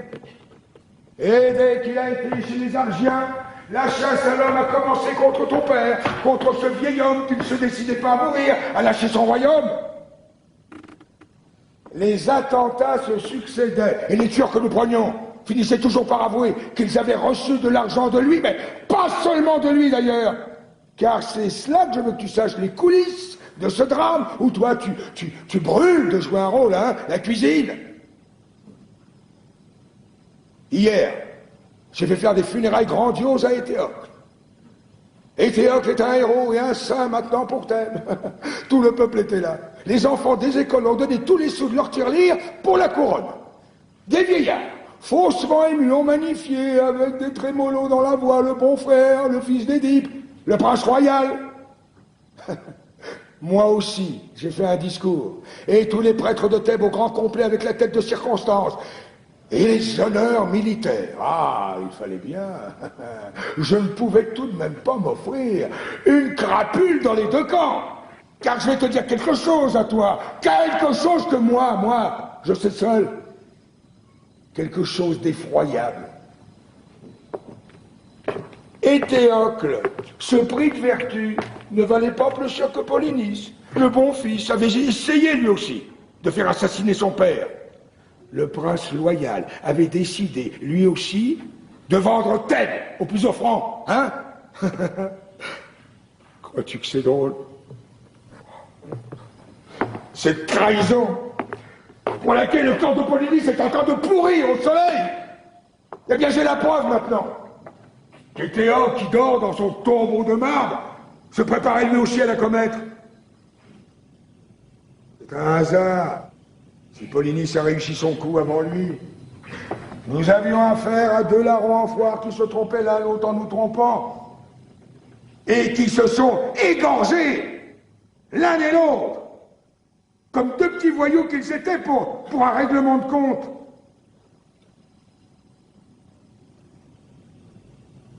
Seulement, il s'est trouvé que j'ai eu besoin de faire un héros de l'un d'eux. Alors j'ai fait rechercher leurs cadavres, au milieu des autres, et on les a retrouvés, embrassés, pour la première fois de leur vie sans doute. Ils s'étaient embrochés mutuellement, et puis la charge de la cavalerie argienne leur avait passé dessus. Ils étaient en bouillie, Antigone, méconnaissables. J'ai fait ramasser un décor, le moins abîmé des deux, pour mes funérailles nationales, et j'ai donné l'ordre de laisser pourrir l'autre où il était. Je ne sais plus lequel. Je t'assure, ça m'est bien égal.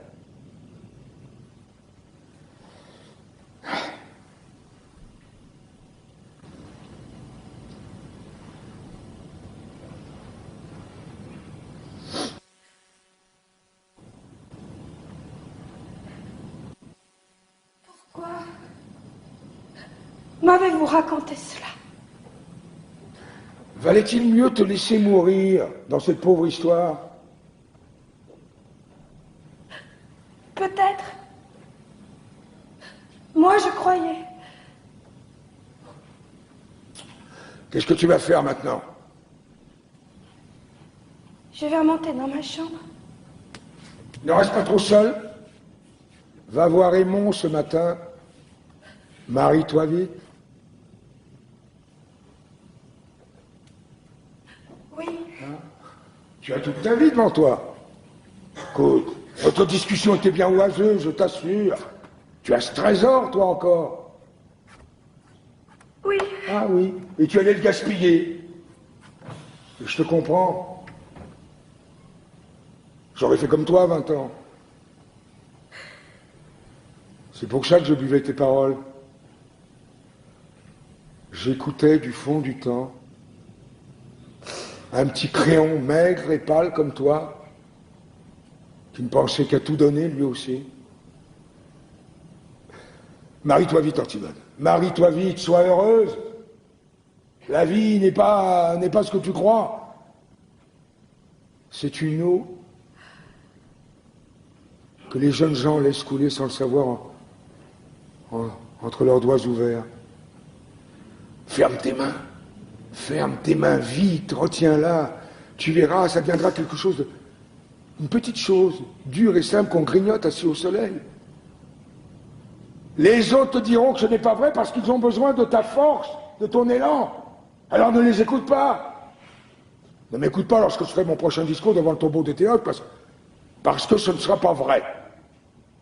Rien n'est vrai que ce qu'on ne dit pas.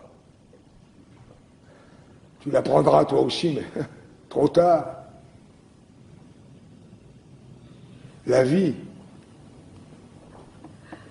C'est un livre qu'on aime. C'est un enfant qui joue à vos pieds.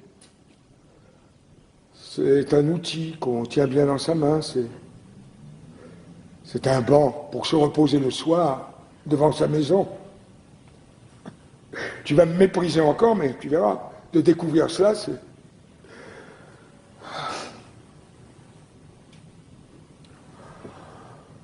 c'est la consolation dérisoire de vieillir. Parce que la vie, ce n'est peut-être tout de même que le bonheur.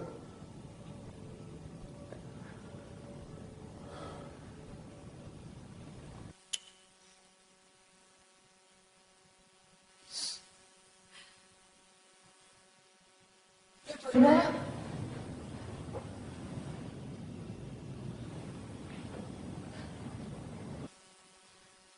Ouvre-nous, hein. Et quel sera-t-il, mon bonheur?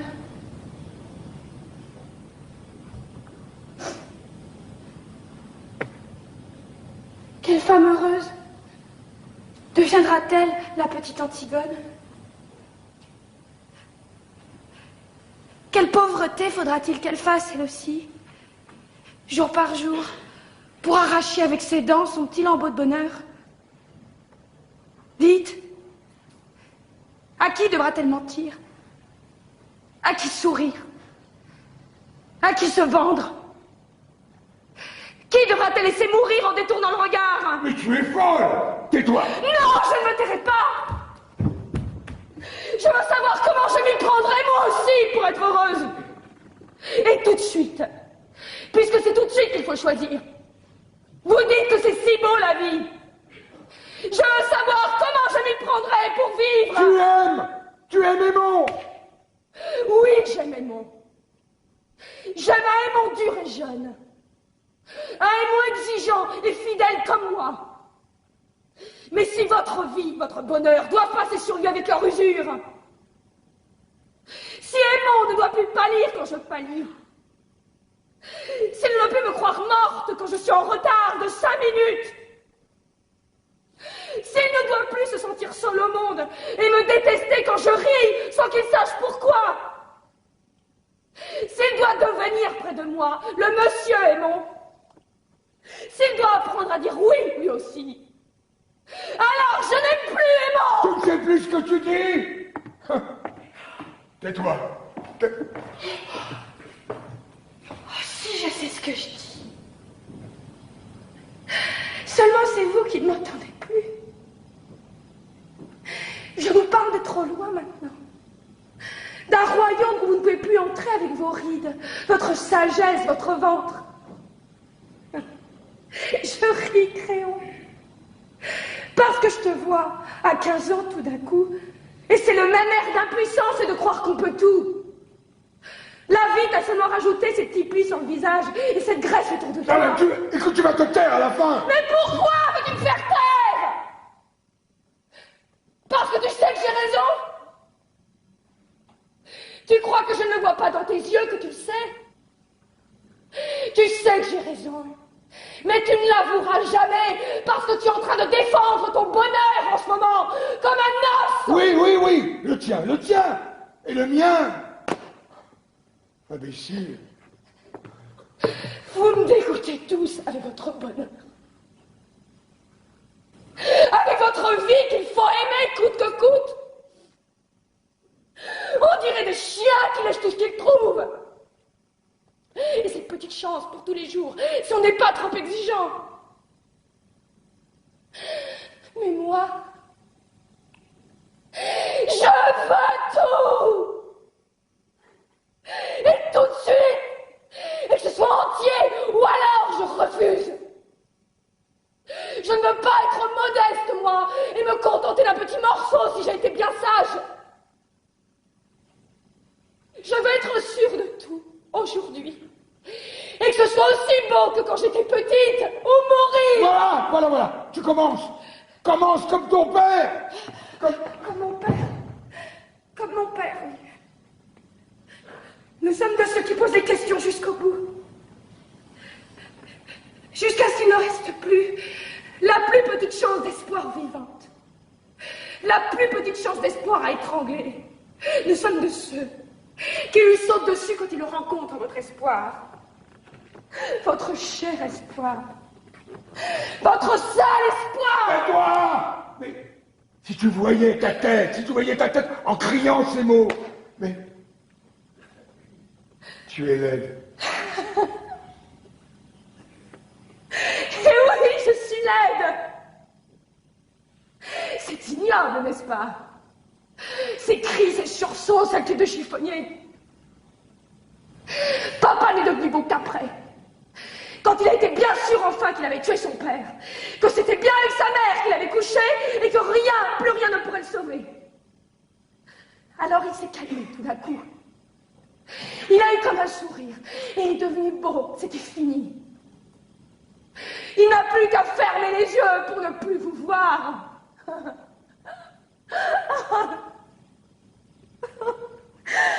À vos têtes.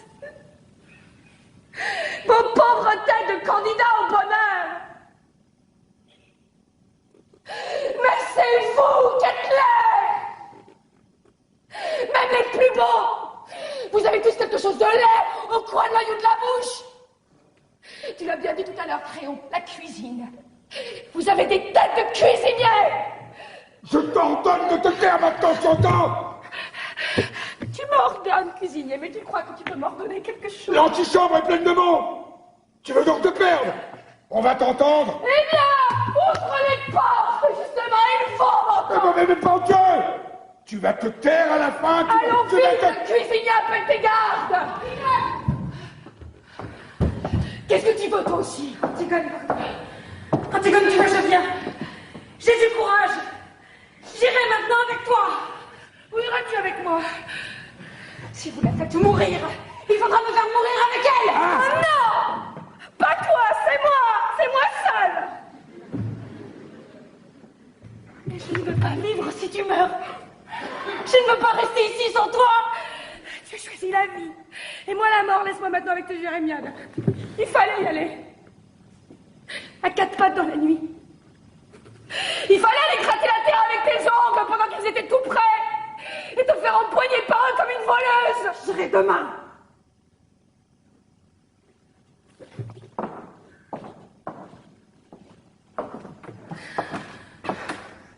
Tu l'entends, Créon? Elle aussi. Qui sait? Si cela ne va pas prendre encore à d'autres en m'écoutant. Mais qu'est-ce que tu attends pour me faire taire? Qu'est-ce que tu attends pour appeler tes gardes? Allons, Créon, un peu de courage! Ça n'est qu'un mauvais moment à passer. Allons vite, cuisinier, puisqu'il le faut. Garde!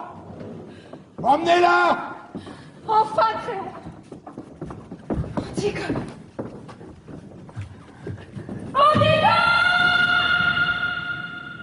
Tu es fou, Créon, qu'as-tu fait? Il fallait qu'elle meure. Ne laisse pas mourir Antigone, Créon. Nous allons tous porter cette plaie aux côtés pendant des siècles. C'est elle qui voulait mourir. Aucun de nous n'a été assez fort pour la décider à vivre. Je le comprends. Je le comprends maintenant. Antigone était faite pour être morte. Elle-même ne le savait peut-être pas, mais Polynice n'était qu'un prétexte. Quand elle a dû y renoncer, elle a trouvé autre chose tout de suite. Ce qui comptait pour elle, c'était de refuser et de mourir. C'est une enfant, Créon. Et alors, qu'est-ce que tu veux que je fasse pour elle? La condamner à vivre? Oublie-la. Oublie-la, oublie-la, mon petit super. Non! J'ai tout essayé pour la sauver, j'ai tout essayé, mais je te le jure. Mais elle ne t'aime pas. Elle aurait pu vivre. Elle a préféré sa folie, la mort. Mais père, tu vois bien qu'il l'emmène. Père, ne laisse pas ces hommes l'emmener. Non, mais elle a parlé maintenant. Tout elle sait ce qu'elle a fait. Alors moi, je suis obligé de la faire mourir. Lâche-moi!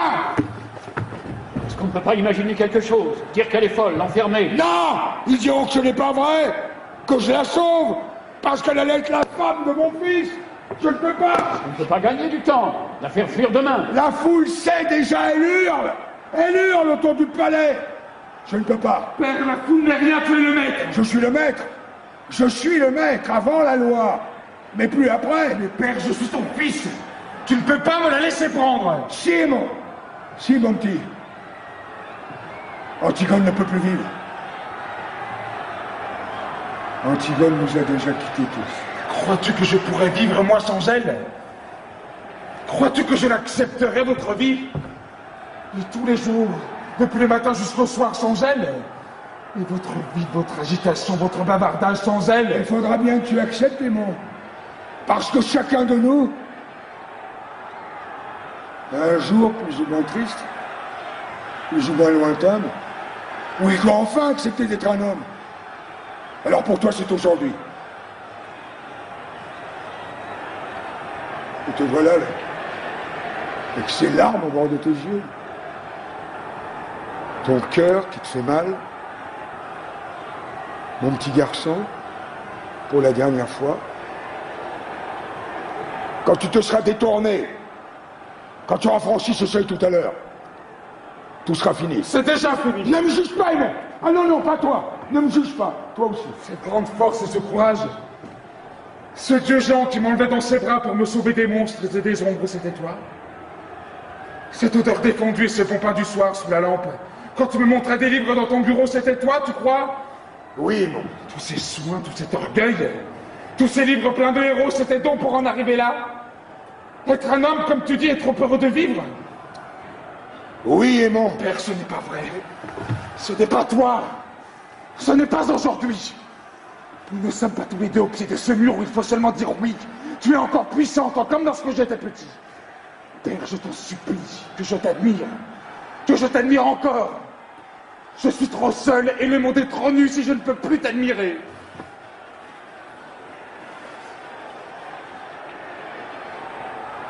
On est tout seul, Aimon. Le monde est nu. Tu m'as admiré trop longtemps. Regarde-moi. Regarde-moi! C'est ça devenir un homme. Voir le visage de son père en face, une fois. Antigone! Antigone, au secours! Il est sorti comme un fou.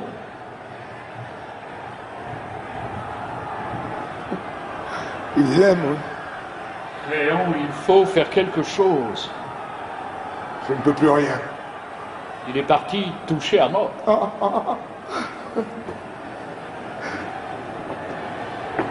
Nous sommes tous touchés à mort. Chef, ils envahissent le palais. Créon, je ne veux plus voir leur visage. Je ne veux plus entendre leurs cris.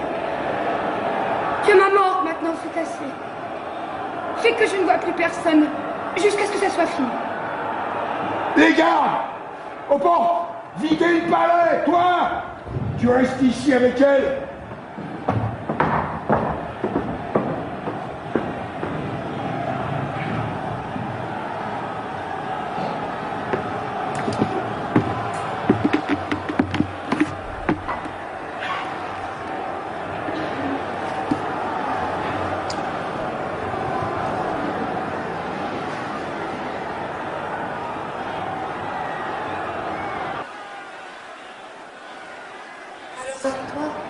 Qui, moi? Mon dernier visage d'homme. Faut croire.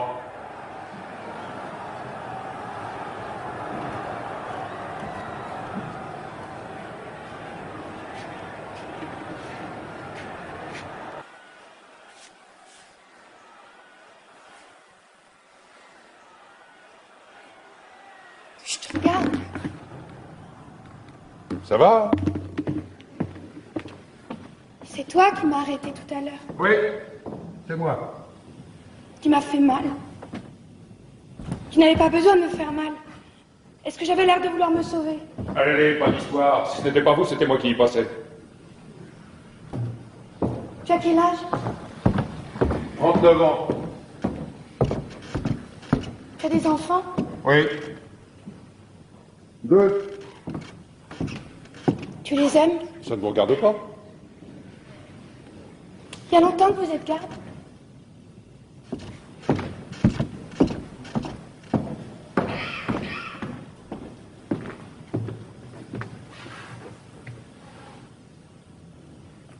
Après la guerre, j'étais sergent. J'ai engagé. Il faut être sergent pour être garde? En principe, oui. Sergent ou avoir suivi le peloton spécial. Devenu garde, le sergent perd son grade. Un exemple. Je rencontre une recrue de l'armée. Elle peut ne pas me saluer.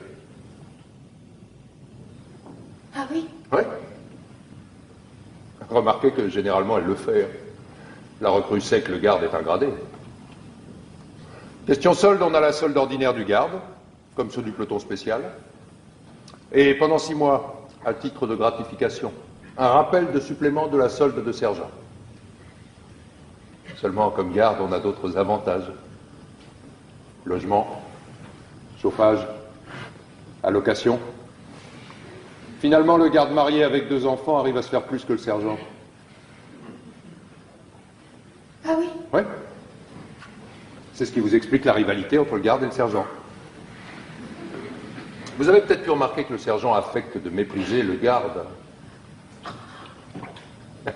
Leur grand argument, c'est l'avancement. D'un sens, c'est juste. L'avancement du garde est plus lent et plus difficile que dans l'armée. Mais vous ne devez pas oublier qu'un brigadier des gardes, c'est autre chose qu'un sergent-chef. Écoute, Oui. je vais mourir tout à l'heure. D'un autre côté, on a plus de considération pour le garde que pour le sergent. Le garde, c'est un soldat, mais c'est presque un fonctionnaire. Tu crois qu'on a mal pour mourir? Je ne peux pas vous dire. Pendant la guerre, ceux qui étaient touchés au ventre, ils avaient mal. Moi, j'ai pas été blessé. D'un sens, ça m'a nui pour l'avancement. Comment vont-ils me faire mourir? Je ne sais pas.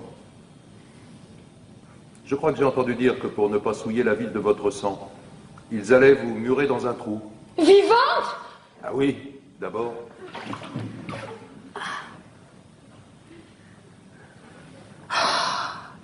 Oh, tombeau. Oh, lit nuptial.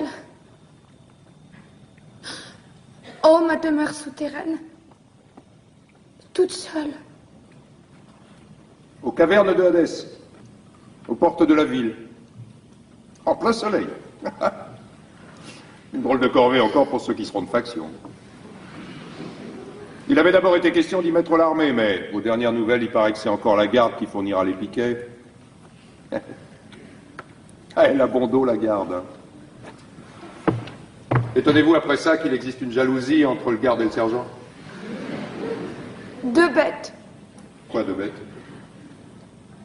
Des bêtes se serraient l'une contre l'autre pour se faire chaud. Je suis toute seule. Si vous avez besoin de quelque chose, c'est différent, je peux appeler. Non. Je voudrais juste que tu remettes une lettre à quelqu'un quand je serai morte. Comment ça, une lettre? Une lettre que j'écrirai. Ah, ça non, pas d'histoire, une lettre, comme vous y allez, vous. Je risquerais gros, moi, ce petit jeu-là. Je te donnerai cet anneau si tu acceptes. C'est de l'or? Oui, c'est de l'or. Vous comprenez, moi, si on me fouille, c'est le conseil de guerre. Ça vous est égal, vous. Ce que je peux, si vous voulez, c'est écrire sur mon carnet ce que vous auriez voulu dire. Après, j'arracherai la page. Mon écriture, c'est pas pareil. Ton écriture? C'est trop laid, tout cela. Tout est trop laid. Vous savez, si vous ne voulez pas, moi... Si! Garde la bague et écris, mais fais vite, j'ai peur que nous n'ayons plus le temps. Écris. Mon chéri. C'est pour votre bon ami. Mon chéri. J'ai voulu mourir. Et tu ne vas peut-être plus m'aimer. Mon chéri, j'ai voulu mourir et tu ne vas peut-être plus m'aimer. Et Créon avait raison. C'est terrible. Maintenant, à côté de cet homme, je ne sais plus pourquoi je meurs. J'ai peur. Et Créon avait raison. Oh, Aimant, notre petit garçon. Je le comprends seulement maintenant combien c'était simple de vivre. Dites, vous allez trop vite, comment voulez-vous que j'écrive? Il faut le temps tout de même.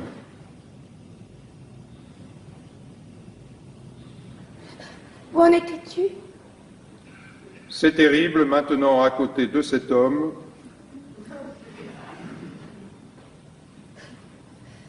Je ne sais plus pourquoi je meurs. Je ne sais plus pourquoi je meurs. On ne sait jamais pourquoi on meurt. J'ai peur. Non. Raye tout cela.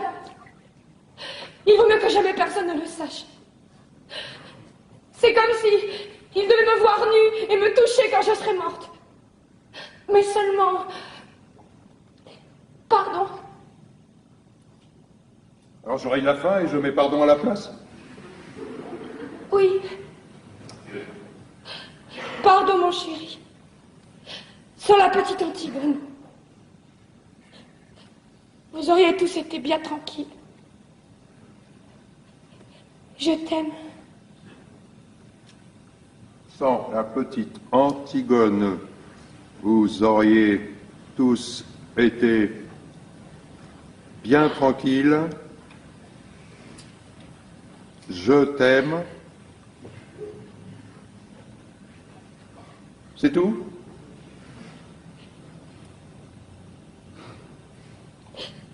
Oui, c'est tout. C'est une drôle de lettre. Oui, c'est une drôle de lettre. Et c'est à qui qu'elle est adressée? Allez. Pas d'histoire.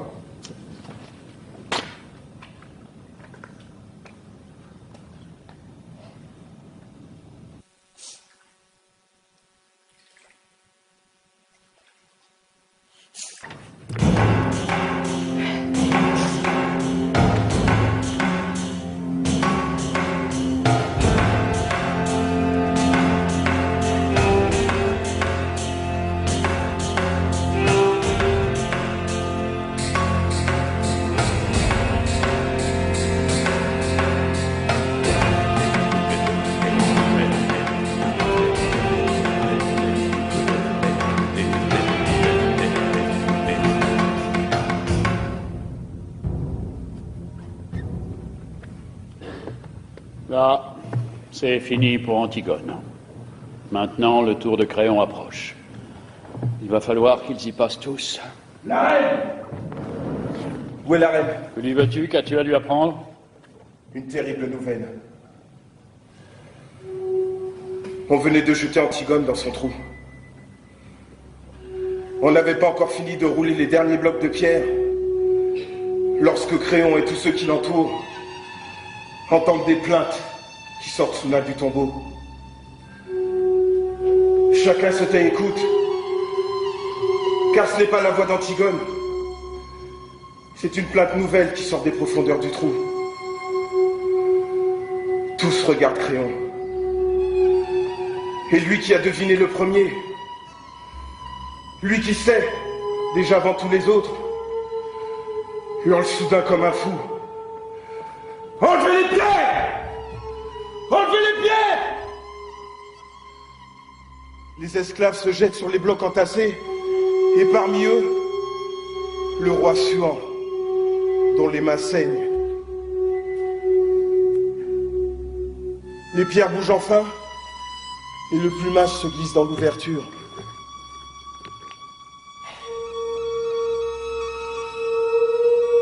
Antigone est au fond de la tombe, pendue au fil de sa ceinture. Des fils bleus, des fils verts, des fils rouges, qui lui font comme un collier d'enfant. Et Aimant à genoux, qui la tient dans ses bras, et gémit, le visage enfoui dans sa robe. On bouge un bloc encore et Créon peut enfin descendre. On voit ses cheveux gris dans l'ombre au fond du trou. Il essaie de relever Aimant. Il le supplie. Aimon ne l'entend pas. Puis soudain, elle se dresse, les yeux noirs. Et il n'a jamais tant ressemblé au petit garçon d'autrefois. Il regarde son père, sans rien dire. Une minute. Et tout à coup, il lui crache au visage et tire son épée. Créon bondit hors de portée. Alors il le regarde avec ses yeux d'enfant, lourds de mépris. Et Créon ne peut éviter ce regard, comme la lame. Aimon regarde ce vieil homme tremblant à l'autre bout de la caverne. Et sans rien dire, il se plonge l'épée dans le ventre et il s'éteint à côté d'Antigone, l'embrassant dans une immense flaque rouge.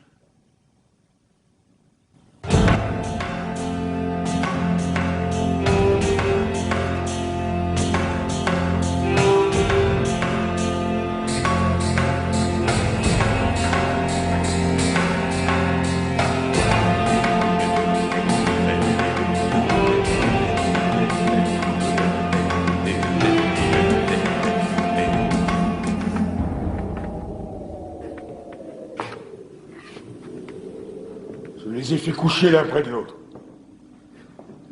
Enfin.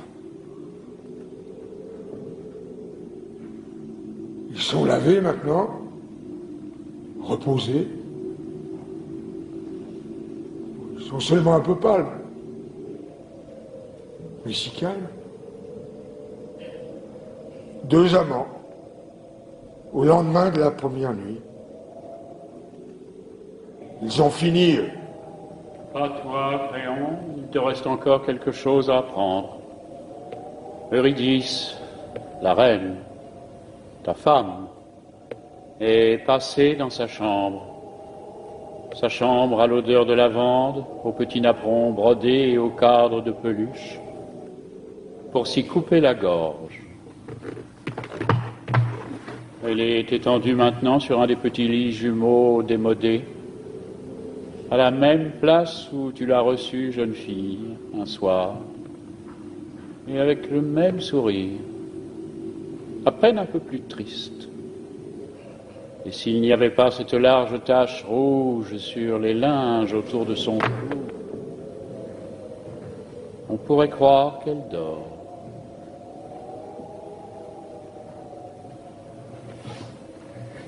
Elle aussi.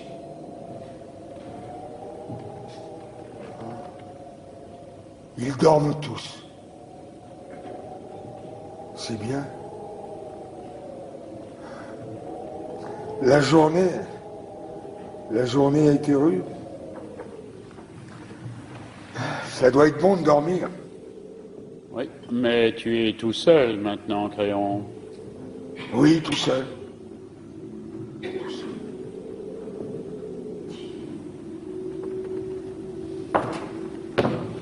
Monsieur,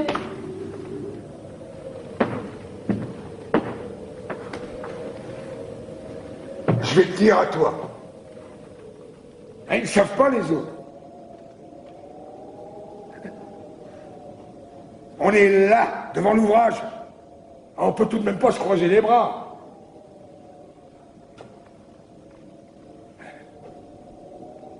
Ils disent que c'est une sale besogne, mais si on la fait pas, qui la fera? je ne sais pas, monsieur. Ah bah, bien sûr, tu ne sais pas. Et puis, tu en as de la chance. Ce qu'il faudrait, c'est de jamais savoir.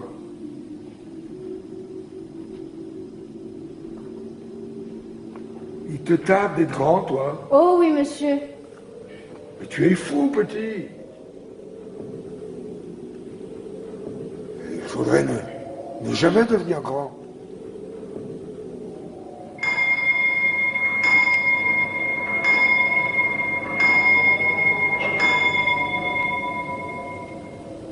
« 5 heures.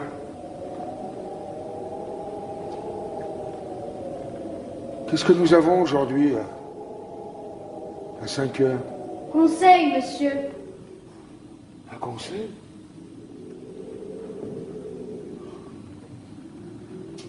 Eh bien, puisque nous avons conseil, petit, nous allons y aller.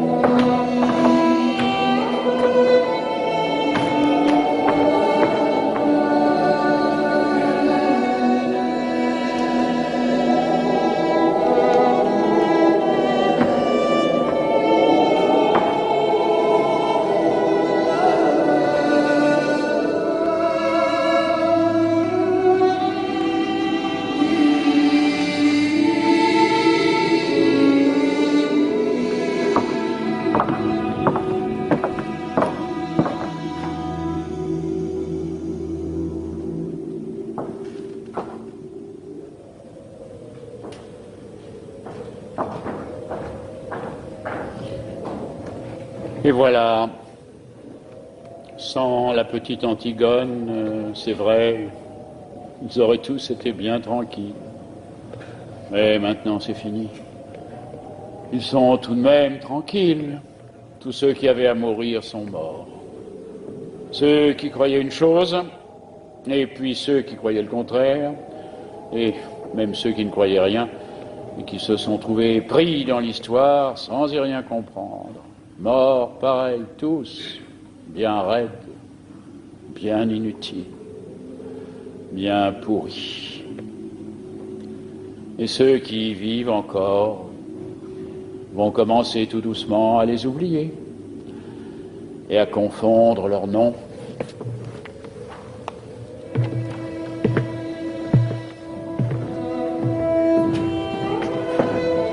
C'est fini. Antigone calmé maintenant. Nous ne saurons jamais de quelle fièvre son devoir lui est remis. Un grand apaisement triste tombe sur Thèbes et sur le palais vide où Créon va commencer à attendre la mort.